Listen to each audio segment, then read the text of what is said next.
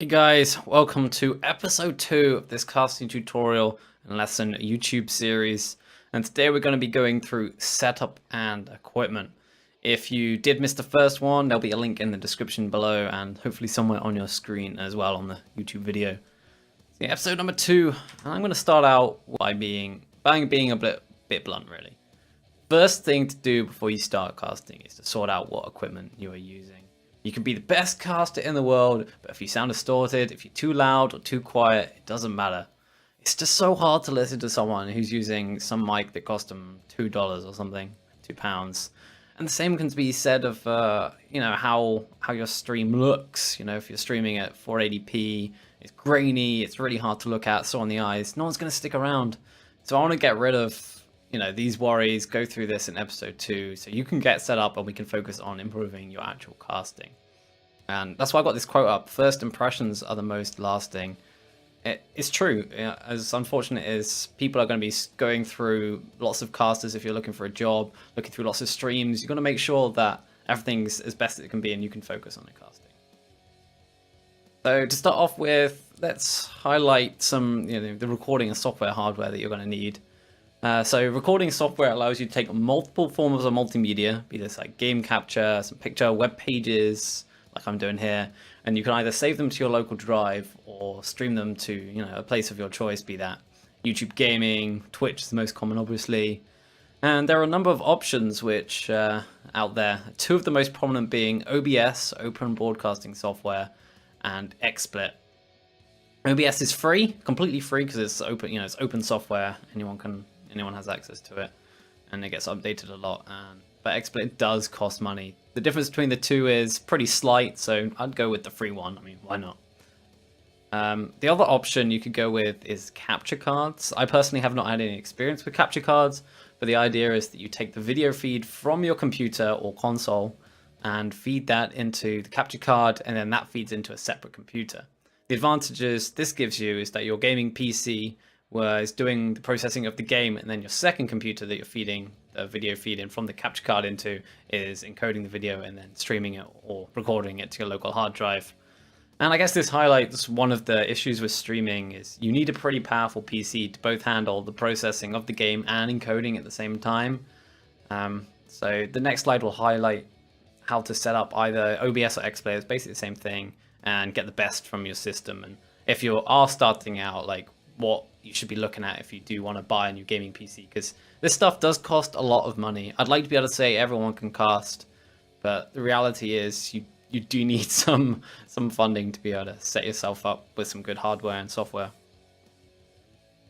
To stream or record, your casting requires like a fairly powerful PC, because like I said earlier, not only are you using your computer to process / render the game, you also need your PC to encode the stream in real time or record locally. So if you've got a dual core mobile processor, it's not really going to be possible, I'm afraid. But as every system is different and every game is different, I can't say you need like this CPU. You need oh dear, I just knocked the mic. Woohoo! Or this or Y graphics card. But in general cases, you need a quad core CPU. So probably most Intel i5s, i7s will be perfectly fine. I mean, it does depend on the game, but games like LoL and Dota are very CPU intensive, so you could get away with getting like a mid-end GPU. If you're playing an FPS, it's generally a lot more happening on the screen, faster movements, so you're probably going to need a slightly better system. In terms of upload speeds, we're looking at you need greater than 1.5 megabits per second. So as an estimate, we're looking at, just for the computer, at least £600 or about $850 as far as I can guess coming from the UK. So what settings should you use in OBS and XSplit? I guess I should start off by saying there are so many online tutorials for both XSplit and OBS and forums and everything like that. So this isn't a comprehensive guide on how to set those up. This is just a guideline. If you do want me to make a video on how to set up like a very comprehensive guide, then I will. But like I said, there's plenty more out there. So I'd recommend a bitrate between 1500 and 2500, maybe 3000. But anywhere between those should be fine. And you got to remember your bit rate should be less than your upload speed. So if you've got an upload speed of 2000, you shouldn't have a bit rate of over 2000. If your system can handle it, 60 FPS is great, but 30 will be absolutely fine. And the same can be said of 720p to 1080p. 1080p is great, but I'd recommend just sticking to 720p because I believe unless you're a partner on Twitch, you can't stream more than 720p. If you're uploading to YouTube, by all means, if your computer can handle it, go for 1080p. It looks great.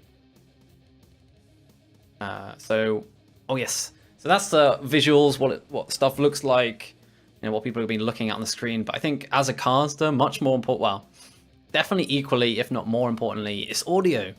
So I come from actually a music background. I did music technology at A-level for 2 years. So this kind of stuff comes more naturally to me. So I'll try and explain it as best as I can. But there are two types of microphone. You have a dynamic microphone. These are like the one, usually what like performers will use on stage. They're a lot more rugged, but the sound they produce isn't as good as a condenser mic, which is what I'm using at the moment, and what a lot of, if you're sat at home, you know, if you're a podcast or whatever, you're going to use a condenser mic. It's got a much higher frequency response, or wider range of frequency responses. But the headset on your mic, you know, normally, like I've put here, e.g. headset, the dynamic mic on your headset, it's normally will be perfectly adequate to start off with. I mean, do check, make sure it's not too crackly, or if you've got a bit of money, I would recommend buying a condenser microphone. It can also help, especially if you've got these fancier mics, you integrate it with some sort of mixer or DAW, which is a digital audio workstation. This means you can add effects to improve your sound. For example, the Roman at the moment is stuff sounds very reverby and sort of like very tinny, but with a mix of noise gate, compression, and EQ, these three settings themselves, which I'll show you a bit later on, should be enough to make your voice sound a lot better, hopefully.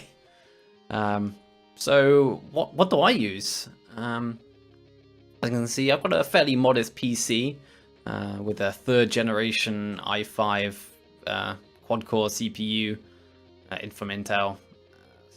4.2 gigahertz, I believe that's what it's overclocked to. I've also got a GTX 970 Asus Strix version, I believe, and 16 gig of RAMs. The two latter being a bit overkill for Dota, but I do like to play other games as well. The mic I use is a Rode NT USB condenser mic. I would highly recommend it. It's a really good quality at a reasonable price per point as well.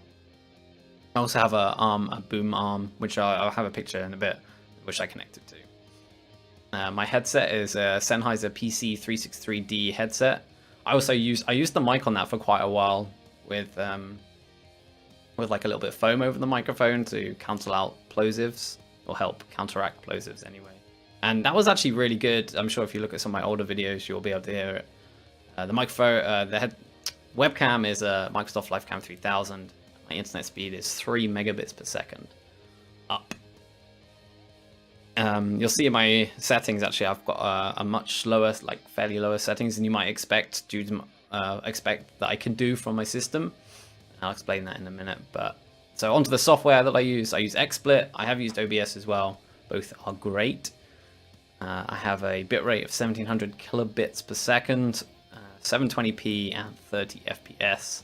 I would like to go higher, but due to Virgin Media, they start capping and restricting your upload speeds if you, I think it's if you upload more than about a gigabyte an hour, which you end up doing if your settings are any higher than these. My audio editing tool of choice is Cubase. This is what I spent 2 years on my music technology A-level using. It's probably more sophisticated than what you'd really need, but I know how to use it, so that's what I've been using it. I couple that up with Voicemeeter, which allows you to create virtual inputs and outputs. I just quickly want to show you what I use. So I'm going to quickly switch over to my Cubase settings, which let me get up here. There we go. Yeah, sorry, it doesn't look quite as fancy, but there's doesn't have any tilt or whatever. But so yeah, this is Cubase. Pretty standard DAW, what you'd normally see. You can actually see my mic, which is my mouse, which is great, and you can see as I talk, you just need one channel, it's just one voice. If you did want to add like I guess like sounds and stuff, you could add extra audio channels and play them. But if I just go into the editor, here it is. this is my EQ settings. So a little trick I would recommend is cutting off the extreme low end and extreme high end, because your voice isn't there. At those frequencies, very high and very low, it's not needed, so just get rid of them. Oh, you can actually see I'm clipping a little bit, so sorry if I sounded a little bit distorted. So that's the EQ.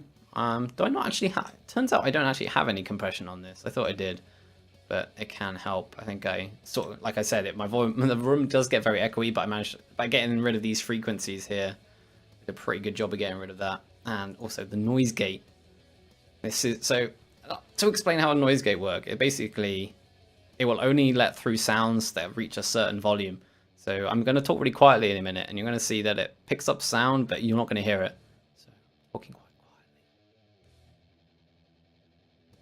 There you go. As you can see, I was talking, but it didn't pick it up, which is great.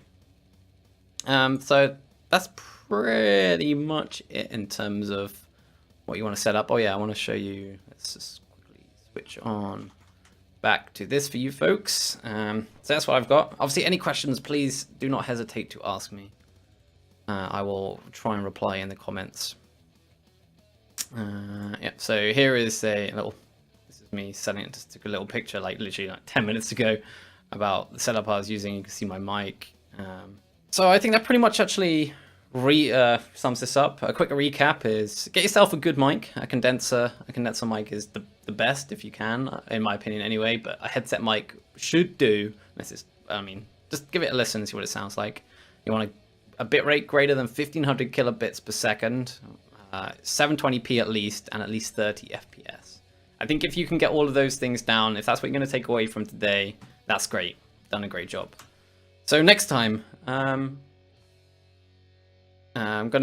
think we've had the introduction, we've done a little bit of hardware and software. Let's actually get on to casting. So I think I'm going to have maybe the next two episodes will be on sort of like the basics of casting.